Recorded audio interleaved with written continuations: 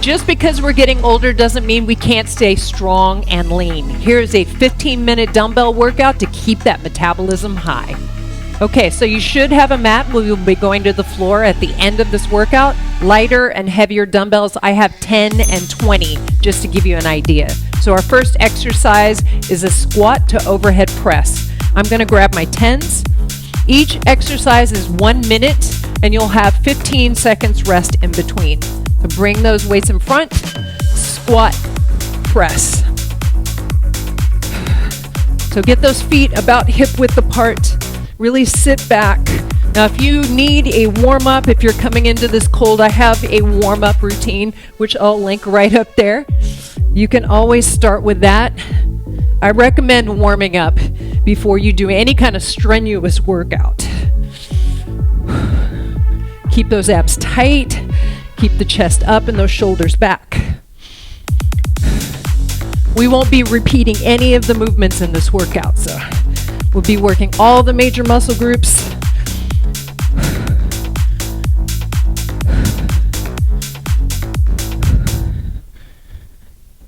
How you feeling?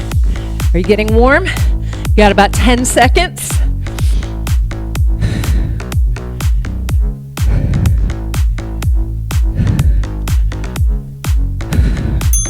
All right, next exercise.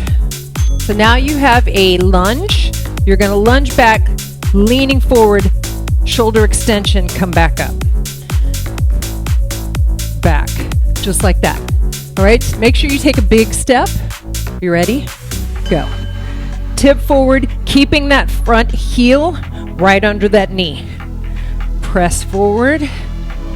So you want that lean forward so you can isolate the back of the shoulder and the tricep, lifting that weight against gravity. If you're more upright, you're not going to get that as much. Less opposition to gravity. Tip forward. Now you could be doing a front lunge if you like that better. I find that most people can handle, it helps if I look at what I'm doing, doesn't it? Can handle a reverse lunge a little bit better. Balance-wise, stability-wise. So my back leg stays relatively straight. You got about 15 seconds.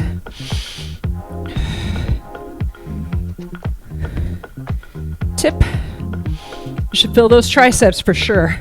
And the quads. Nice job. Ready for the next exercise? Okay, so now I'm gonna grab my heavier weight. An RDL to row. I've got 20s. So you're gonna hinge the hips back, pull the elbows back, and then stand back up. Ready? Go. So just like building our muscular strength, building our inner strength is very similar in the way that our brain responds. So there's a concept in strength training called progressive overload. You use that to get stronger over time. So you gradually increase your resistance, whether it's in weight or reps, and your body responds by building your muscles stronger.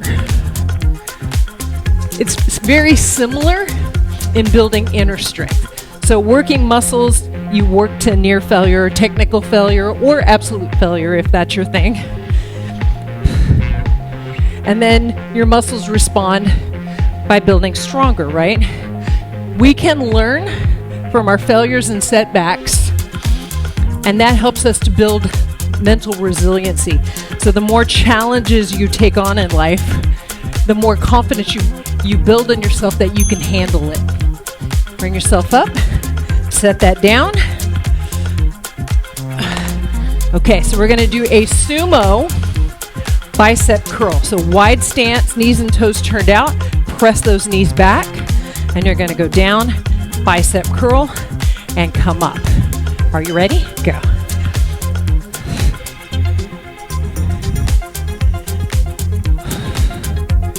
Now, your brain actually responds to failures and setbacks in a positive way. It becomes neuroplastic.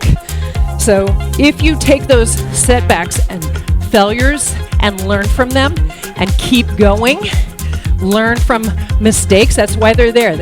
I tell my children all the time, we're meant to make mistakes so we can learn from them. It doesn't make us less than. It doesn't make us a bad person. We're here to learn from our mistakes and keep going. So you can actually change your brain in a positive way when you just keep going. Just make sure you don't repeat the same behavior over and over again, right? So instead of looking at things as, why is this happening to me? Time. Look at it as, why is it happening for me? Okay, so now we have an alternating lateral lunge. So you're gonna go out to the side, lateral raise, bring it up, out to the side, lateral raise.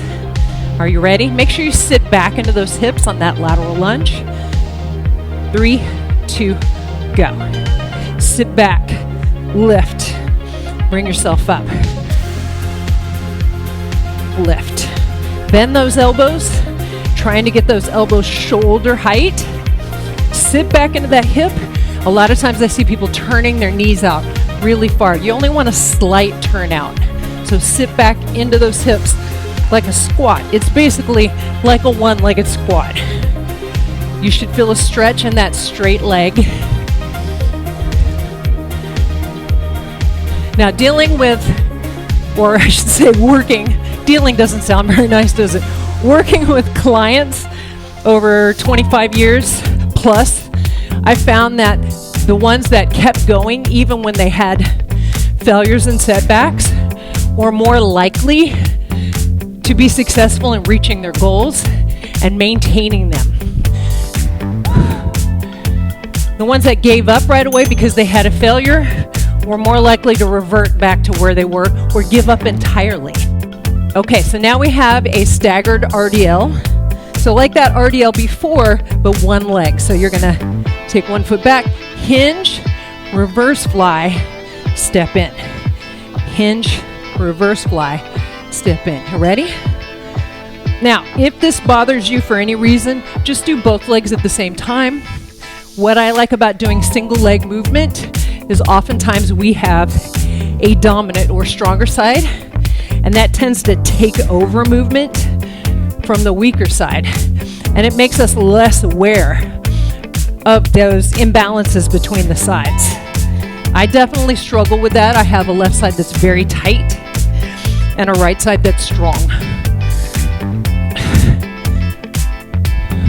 So you want to make sure you always think about balance between the sides. You're always going to be a little bit off. I mean, no one is perfectly symmetrical, and that's okay. The human body isn't perfectly symmetrical, but you want to try to include symmetry in your plans. So think, if you work your push muscles, you want to work your pull muscles. Rest. Okay, next exercise, a narrow squat, front raise. Come up. So feet are closer together, sit back. You could do one dumbbell here. Remember to keep your abs really tight. You could even do a closer stance if you like.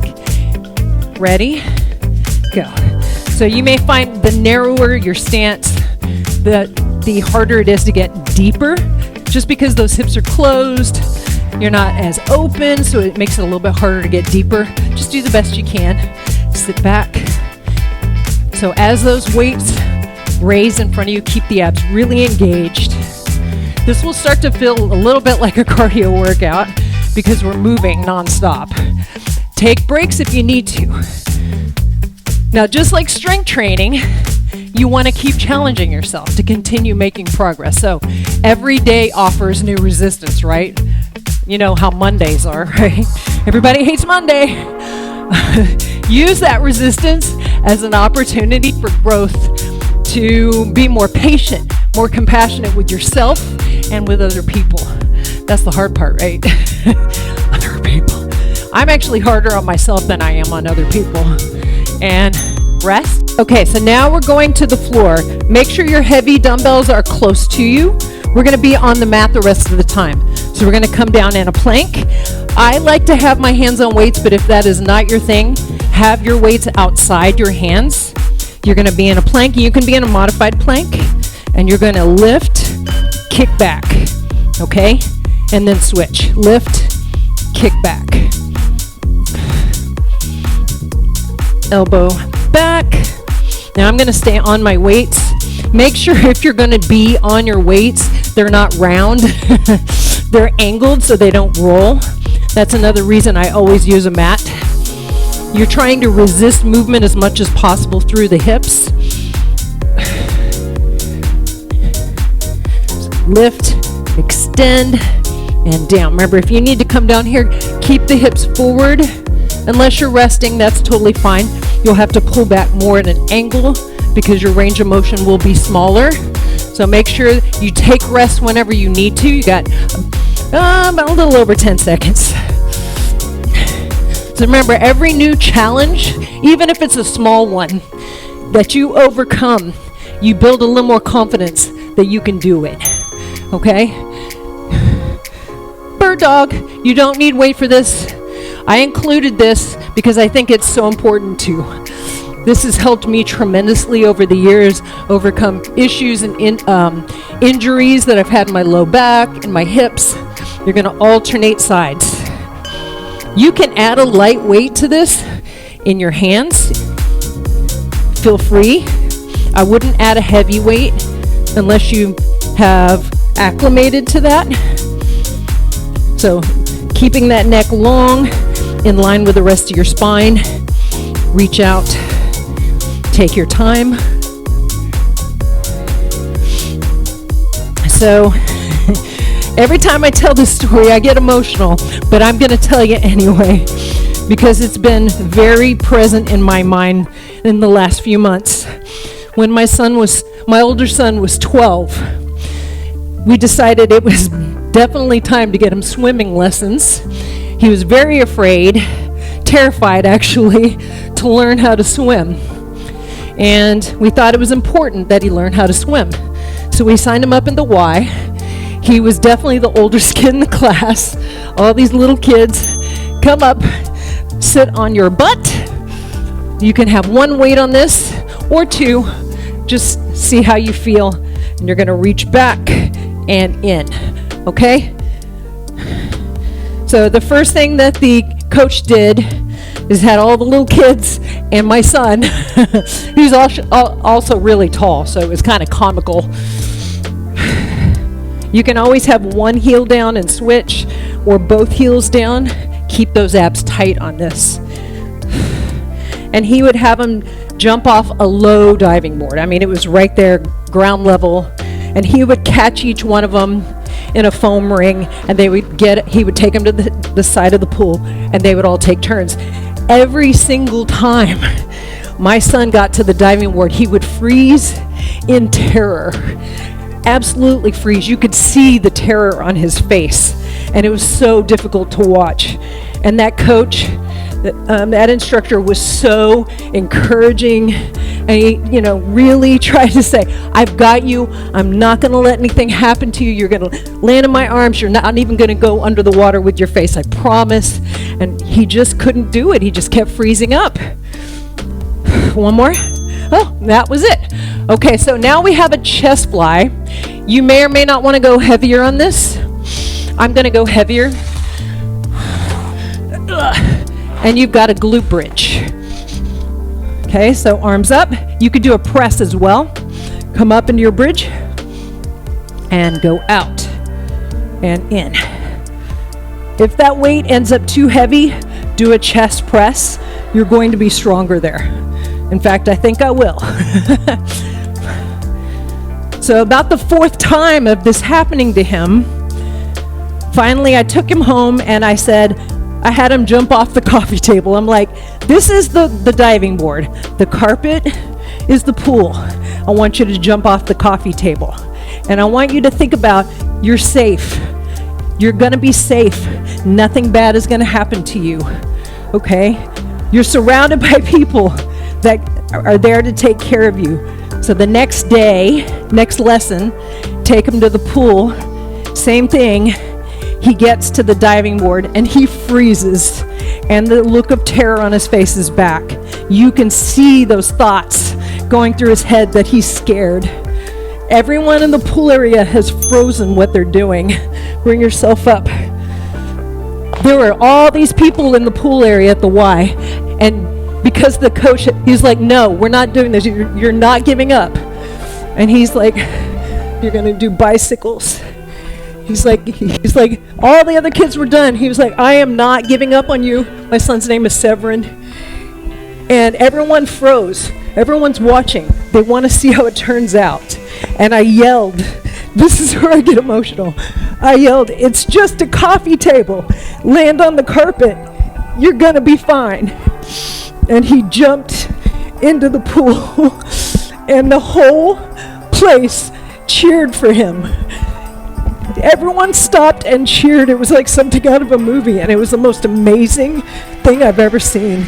And every time I'm afraid to do something and those thoughts are going, I think of that moment, that the thoughts we have are scarier than what we're actually trying to do. So please, please, remember your thoughts don't always tell the truth. They're trying to protect you, but they're like an overprotective parent. Bring yourself up. You can do this no matter what it is. Just take action and you will make it. And know that if you need help, reach out. There are people that can help you through things, whether that's a trainer or a coach or a therapist or a friend, a family member that supports you. Know that they're there for you. I hope you have a wonderful day, and I'll see you next time. Bye. You did an incredible job on that strength workout. Now, if you're looking for a short cardio workout, check out this HIIT routine right here.